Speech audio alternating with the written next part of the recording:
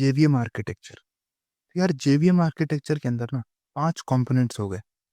पहला हो गया क्लास लोडर, फिर JVM memory area, execution engine, native method interface और नेटिव मेथड लाइब्रेरीज। ठीक है, अब एक एक करके ना हम इस सारे कंपोनेंट्स को देख लेते हैं। तो यार जेवीएम के पास क्या आ रहा होता था, बाइट कोड आ रहा होता था ना, बाइट, जो कि डॉट क्लास फाइल में प्रेजेंट होती है। अब हमारे पास टास्क क्या हुआ कि पहले तो इस बाइट कोड को लोड कराएंगे। ठीक, लोड कराने के बाद मेमोरी में स्टोर कराएंगे। स्टोर कराने के बाद हम उसे मशीन कोड में कन्वर्ट करेंगे। ठीक, और फिर इसे हम एक्सिक्यूट करा देंगे। तो यही है जेवीएम का ओवरऑल फंक्शन। और इसके कंपोनेंट्स को देख लेते हैं कि इन टास्क किस तरह से इनके कंपोनेंट्स हेल्प करते हैं करने में। तो पहला है क्लास लोडर। तो यार क्लास लोडर के अंदर में 3 चीजें हैं, 3 टास्क है। Loading, linking, initialisation. लोडिंग से क्या मतलब हुआ कि जो हमारा क्लास है किस फाइल पाथ में प्रेजेंट है, किस फाइल लोकेशन पे प्रेजेंट है। ठीक, कोई पाथ में प्रेजेंट होगा ना वो फाइल, तो वहां से उसे एक्सेस करना। फिर लिंकिंग हुआ कि फिर हम वहां पे चेक करते हैं कि भाई ये जो बाइट कोड है, इस पाथ का जो बाइट कोड है, क्या वो हमारे जेवीएम के इंस्ट्रक्शंस या फिर जेवीएम का जो रूल्स है वो फॉलो कर रहा है। ठीक है, फिर इनिशियलाइजेशन। फिर हम इस कोड के अंदर जो स्टैटिक वेरिएबल्स वगैरह रहते हैं उनकी उनको इनिशियलाइज कर रहे होते हैं। ठीक है, अभी तो मैंने मोटा मोटा आपको बस समरी दे दी, अब थोड़ा डिटेल में देखते हैं। ठीक है, तो हमने देख लिया कि लोडिंग का क्या काम हुआ कि फाइल पाथ से, जो उसका पाथ है वहां से उसे लोड करना। लिंकिंग हुआ कि उसे चेक करना था। फिर थर्ड था इनिशियलाइजेशन। ठीक, ये ओवरऑल समरी है। अब चलो इन्हें डिटेल में देखते हैं। First, loading. तो यार डिपेंडिंग अपॉन आवर फाइल कि वो किस पाथ लोकेशन पे प्रेजेंट है, उसके लिए हमारे पास लोडिंग में ना 3 क्लास लोडर है। पहला हुआ बूटस्ट्रैप क्लास लोडर, ये, then extension class loader, then third application class loader. अब देखते हैं बूटस्ट्रैप क्लास लोडर का क्या काम है। तो यार जावा के अंदर कोर जावा क्लासेस। अब देखो यार कोर जावा क्लासेस क्या होती हैं। जैसे यार कोई हमने प्रोग्राम लिखा, प्रिंट प्रिंट हेलो का, हेलो प्रिंट कराने का। तो यार प्रोग्रामर का काम क्या है, बस वो हेलो प्रिंट कराने का, बस उसने लिख दिया प्रिंट। बट यार वो सिस्टम में किस क्या इंस्ट्रक्शंस होंगी, देनी होंगी कंसोल में उसे हेलो प्रिंट कराने के लिए, उसके लिए जो क्लासेस लगेंगे ना, जो क्लासेस की हेल्प से वो कंसोल में इनपुट आउटपुट करा रहा होगा, तो वो सारी यहाँ कोर जावा क्लासेस होती हैं। ठीक है, तो वो प्रेजेंट कहाँ होती है, वो प्रेजेंट होती है RT dot jar jar file में। ठीक है,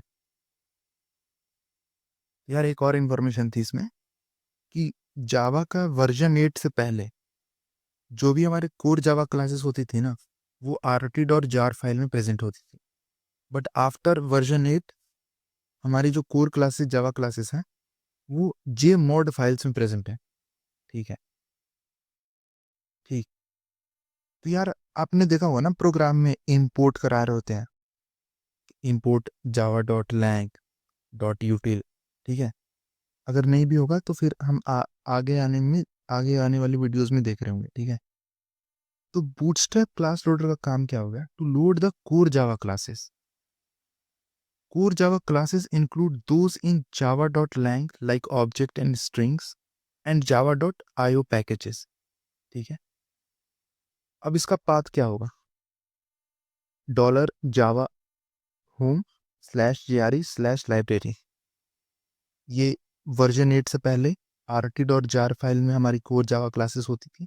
बट आफ्टर वर्जन 8 ये .jmod फाइल्स में हमारी कोर जावा क्लासेस प्रेजेंट होती हैं। ठीक है, नेक्स्ट, तो कोर जावा क्लासेस के लिए बूटस्ट्रैप क्लास लोडर होता है लोड कराने के लिए। अब एक्सटेंशन एक्सटेंशन डायरेक्टरीज में जो क्लासेस प्रेजेंट है, उसे लोड करने के लिए एक्सटेंशन क्लास लोडर आ जाता है, ठीक है। थर्ड है application class loader. Load the user defined classes. यार जो प्रोग्रामर ने जो क्लासेस बनाई हैं उसे लोड कराने के लिए एप्लीकेशन क्लास लोडर आता है, ठीक है। तो अभी हमने लोड करा लिया, ठीक। अब हम उसे लिंक कराएंगे, लिंकिंग, ठीक है। तो लिंकिंग में तीन स्टेप्स हैं, वेरिफिकेशन, प्रिपरेशन एंड रेजोल्यूशन। तो वेरिफिकेशन में क्या करते हैं ना कि भाई ये जो बाइट कोड है क्या ये जेवीएम के रूल्स को फॉलो कर रहा है, मतलब जेवीएम के लिए सुटेबल है, ये चेक करते हैं। अगर नहीं होगा तो हम वहां से एरर थ्रो कर देंगे, ठीक है।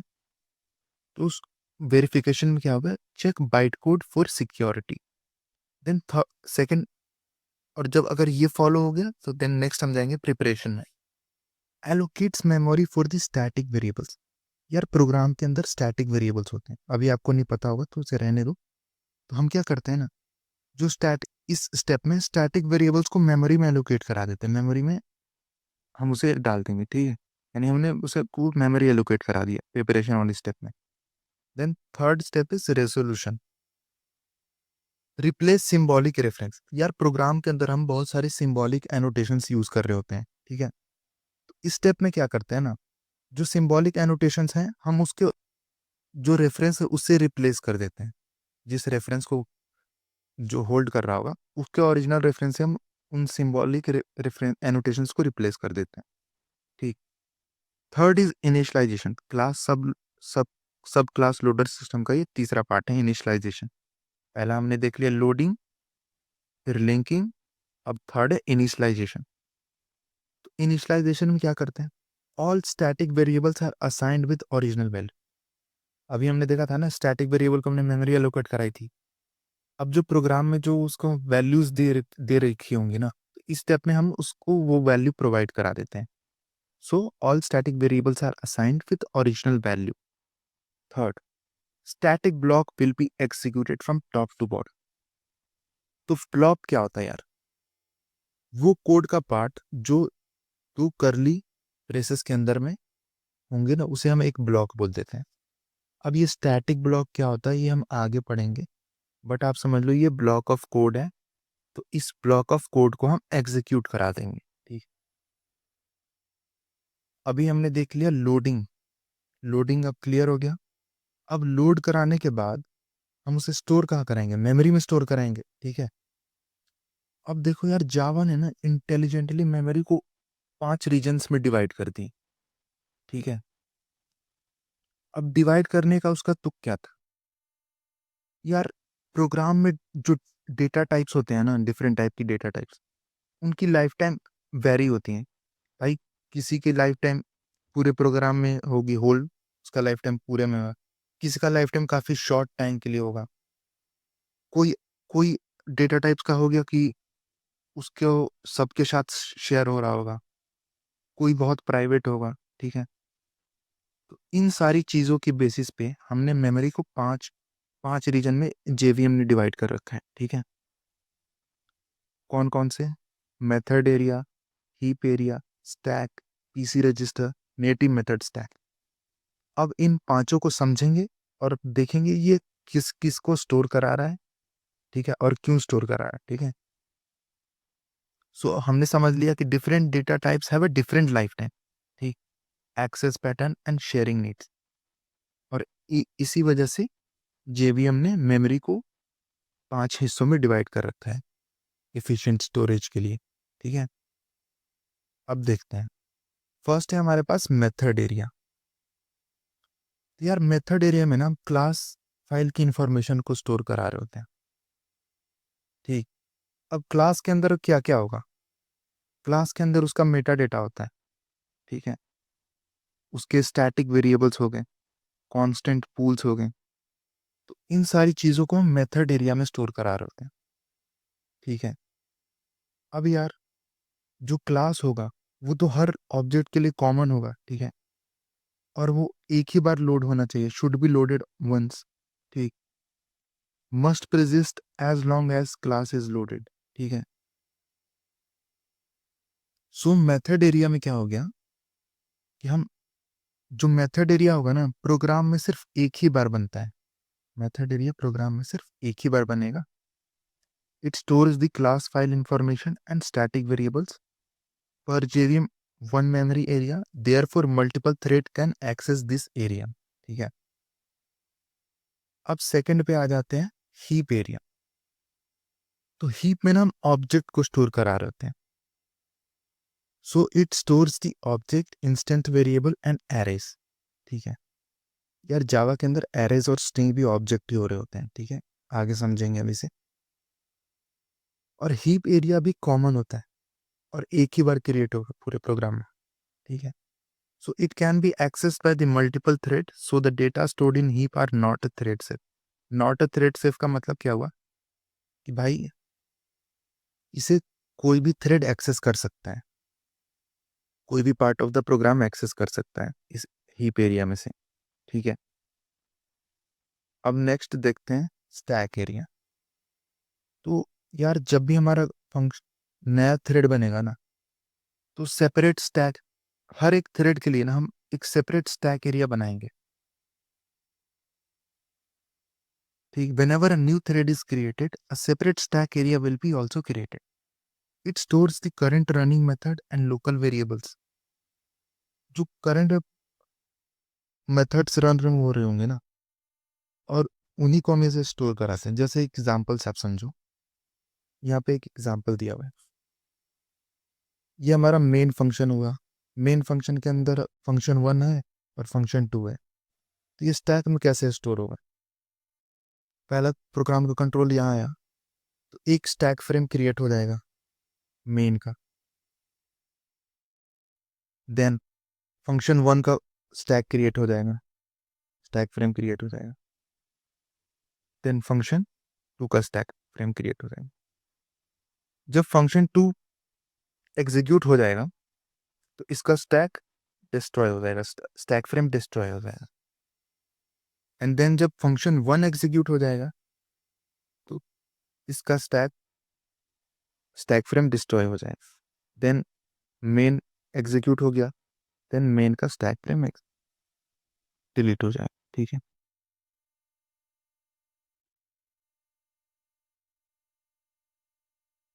सो whenever when method returns stack frame is destroyed। method returns का मतलब when function complete, जब अपना फंक्शन एग्जीक्यूशन कंप्लीट कर लेता है, then stack frame is destroyed। ठीक, नेक्स्ट प्रोग्राम काउंटर रजिस्टर। तो यार हमारा इंस्ट्रक्शंस, जो इंस्ट्रक्शंस होते हैं प्रोग्राम के अंदर, तो प्रोग्राम काउंटर रजिस्टर क्या करता है ना, जो करंट में इंस्ट्रक्शंस एग्जीक्यूट हो रहे होंगे उनका एड्रेस को ये स्टोर करके रखेगा। ठीक, for every thread separate programme counter register is created, so it is thread से। हर एक थ्रेड के लिए एक separate programme counter register create करते हैं मेमोरी के अंदर। ठीक है, सो एक प्रोग्राम काउंटर एक ही थ्रेड के लिए होगा। ठीक है, then fifth is our native method stack. So यार ये नॉन जावा कोड के जो मेथड्स होते हैं उसके लिए है ये नेटिव मेथड स्टैक है। क्योंकि यार हम मिक्स नहीं करेंगे ना नॉन जावा मेथड्स और जावा मेथड्स को, इन दोनों स्टैक एरिया में थोड़ी ना नॉन जावा मेथड कोड को हम वहाँ पर लाएंगे। ठीक है, so all the native method call will be call invoked by thread will be stored in the native method stack। For every thread separate native method stack will be created। ठीक है, and it is also a thread set। then third part is our execution engine। तो यहाँ तक अभी तक हमने देख लिया, क्लास लोडर देख लिया, जावर मेमोरी एरिया देख लिया, क्लास मेथड एरिया में क्या स्टोर करा रहे होंगे, क्लास का मेटा डेटा। ठीक, हीप में ऑब्जेक्ट स्टोर करा रहे होंगे। ये दोनों पूरे प्रोग्राम में सिर्फ एक बार ही क्रिएट होंगे। ये भी कॉमन होगा सबके लिए, हीप भी कॉमन होगा सबके लिए। स्टैक, स्टैक में क्या स्टोर करा रहे होते हैं? फंक्शंस। और ये हर एक थ्रेड के लिए एक ही स्टैक, हर एक थ्रेड के लिए अलग स्टैक होगा, यानी स्टैक विल बी थ्रेड्स है। देन प्रोग्राम काउंटर रजिस्टर्स, जो प्रेजेंट में जो इंस्ट्रक्शंस एग्जीक्यूट हो रहे होंगे उनके एड्रेस को प्रोग्राम काउंटर रजिस्टर स्टोर करके रखता है। देन नेटिव मेथड स्टैक, तो ये क्या कर रहे होते हैं? ये जो नॉन जावा कोड होते हैं उनके मेथड्स को ये स्टोर कर रहा होता है। तो यार 2 स्टेप हमने देख लिए, क्लास लोडर और Java memory area. Then third is execution engine.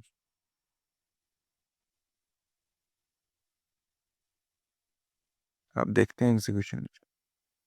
तो एग्जीक्यूशन इंजन का काम क्या है?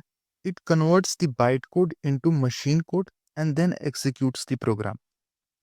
तो अब तक तो हमने बाइट कोड को लोड करा लिया, मेमोरी में स्टोर करा दिया। अब क्या काम है कि उसे मशीन कोड में कन्वर्ट करें। मशीन कोड क्या होती है यार? मशीन कोड बाइनरी हो जाए यार, कंप्यूटर पे तो बाइनरी समझ आता है ना सिस्टम को, जीरोज एंड वन।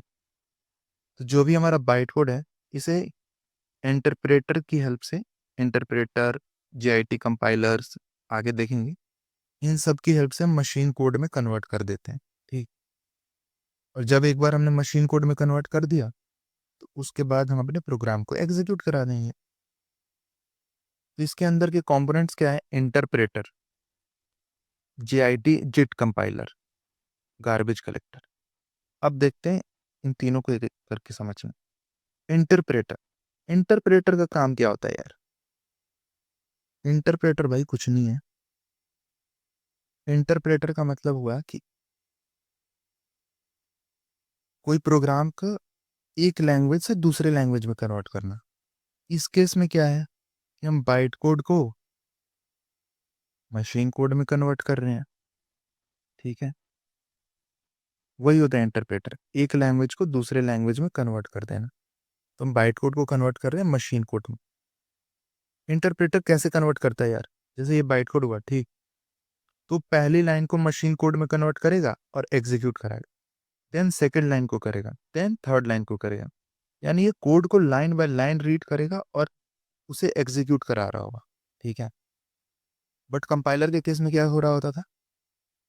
हमारा पूरे सोर्स कोड को उसने एक बार में पकड़ा और पूरे सोर्स कोड को एक ही बार में वो कंपाइल करके बाइट कोड में कन्वर्ट कर रहा होता था। ठीक है, बट इंटरप्रेटर में लाइन बाय लाइन एग्जीक्यूट हो रहा होता है, लाइन बाय लाइन हम मशीन कोड में कन्वर्ट कर रहे होते हैं और एग्जीक्यूट करा रहे होते हैं। ठीक है, अब देखो यार जिट कंपाइलर, यार जिट कंपाइलर ने जावा की एफिशिएंसी काफ़ी बढ़ा दी है। कैसे? अब यार हमारा एक प्रोग्राम है, ठीक है, अब प्रोग्राम में ना कोई फंक्शन है, सपोज करो कोई कोड है, वो बार बार प्रोग्राम में यूज हो रहा है। ठीक है, इंटरप्रेटर यार उसे बार बार उसे इंटरप्रेट करेगा। तो जिट क्या करता है ना, वो देख लेगा ना कि भाई ये जो ये पार्ट है ये बार बार प्रोग्राम में एग्जीक्यूट हो रहा है, तो उसे वो कन्वर्ट कर लेगा मशीन कोड में, और जब भी उसको नीड होगी ना तो वो सीधे प्रोवाइड कर देगा। इससे क्या होगा कि इंटरप्रेटर को उसे बार बार एग्जीक्यूट इंटरप्रेट करने की नीड नहीं होगी। जिट क्या करता है, प्रोग्राम में एनालाइज कर लेगा कि भाई ये चीज बार बार यूज में आ रही है। ठीक है, सो इससे हमारी परफॉर्मेंस काफी ज्यादा इंक्रीज हो जाती है। ठीक है, then garbage collector, garbage collector क्या करता है? Remove unused objects. देखिए यार भाई कि क्या ये ऑब्जेक्ट, जो ऑब्जेक्ट कहाँ स्टोर होती है? हीप में स्टोर हो रही थी। ठीक है, ये देखिए भाई इसके अंदर जो ऑब्जेक्ट है क्या इसकी नीड है? अभी नीड वो हम देखेंगे, गार्बेज कलेक्शन को हम जब डिटेल में पढ़ेंगे ना तो समझेंगे कि ये किस तरह से एनालाइज करता है कि भाई ऑब्जेक्ट की नीड है कि नहीं है। उस हिसाब से इसकी मेमोरी को ये फ्री कर देगा।